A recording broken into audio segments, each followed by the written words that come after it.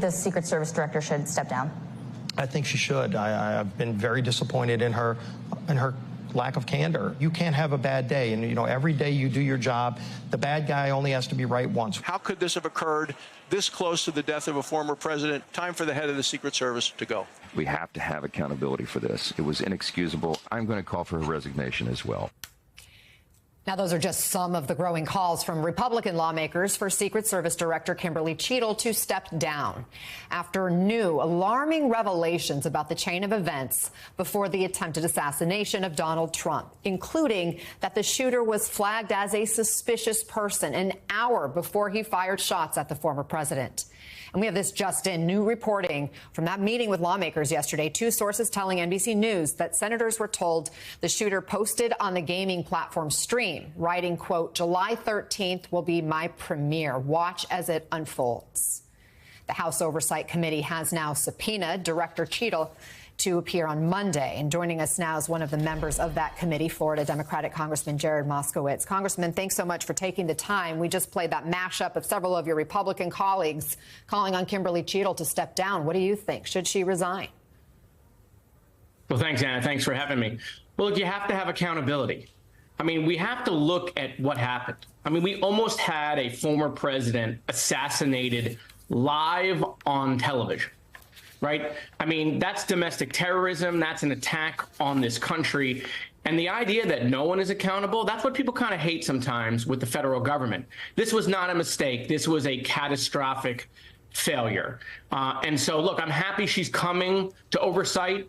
I supported the chairman's subpoena, sending the subpoena to the director, because originally she was backing away. So I'm glad we're going to have this hearing. The American people deserve to hear what we know at the moment and what the failures are at the moment. Look, I'm a mile away from Marjorie Stoneman Douglas High School, where I graduated from. And when we discovered the failures after that shooting, the sheriff was removed from office. And so there has to be accountability when you have these catastrophic security failures. So what does accountability look like, one? And two, do you have confidence in the Secret Service director to continue to lead? Well, look, I think that's what the hearing will determine. I mean, I can tell you right now, at this moment, based on what has come out, I think she probably should go, whether she resigns or gets removed. But I want to hear from her first at the hearing so that we can separate a little bit fact from fiction on what's been reported in the news or on social media. I want to hear directly from her. But again, someone has to go. Someone has to go. There has to be accountability. It can't be just like, oh, we'll fix the policies and procedures. No, someone has to be fired when we almost have a former president assassinated live on TV for the world to see. I know she's been subpoenaed to testify before your committee on Monday. There's some question about whether that date could be moved. But if she appears on Monday, what do you want to ask her? Well, I mean, I want to hear from her how someone with an AR-15 got on a roof with direct line of sight to the president, former president. I want to hear that, right? And then I want to hear from her what's her accountability plan, right? If there were failures, and she has acknowledged those failures, she said it was a security fail. Great. What's the accountability plan? Whose failures was it in her department, and who is no longer going to be working there? And if she can't enunciate that, then what it tells me is that she needs to go.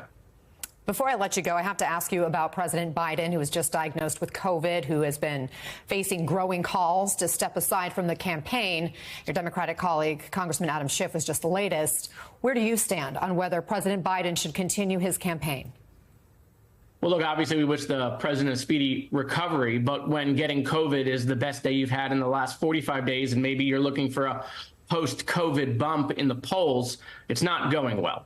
Right? If we believe in data, like the economy is doing well because we look at the stock market, we believe in data because inflation is coming down, then we have to believe in data in the polls. And so, look, the president has to make that decision. We have a convention coming up in the next couple of weeks, and my guess is that this is going to be resolved sometime between now and then. Do you want him to continue in this race? If it were up to you, do you believe he's the strongest candidate? Well, look, it's up to the president. I mean, the polls show that there are other candidates that can beat Donald Trump, and the polls show that there are other candidates that can help us stop the bleeding. And that's really the point here. There are three races going on: the race for the presidency, the race for the House, and the race for the Senate.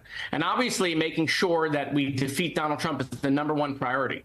But if for some reason we do not win the executive branch and the country decides to give Donald Trump the wheel, we have to put brakes. We have to give Trump breaks. And so that's what the breaks would be in the House and the Senate. And so looking at this holistically, as far as making sure we defeat Donald Trump, but also making sure we don't lose the House and the Senate to Donald Trump is part of this equation. I know you're trying to be respectful of the president to make his own decision. If he chooses to step aside, who do you want to see replace him?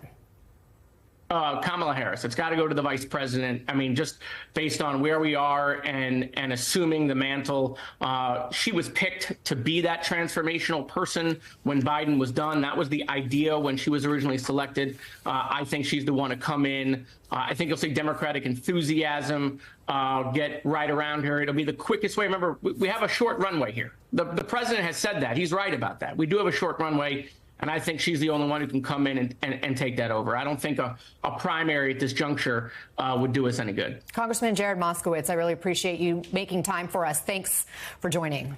Hey there, MSNBC fans. I'm Luke Russert, and be sure to join me, Rachel Maddow, Jen Psaki, Lawrence O'Donnell, Steve Kornacki, Joy Reid, and many more September 7th in Brooklyn. MSNBC Live Democracy 2024. Click on the link for ticket information. We will see you there.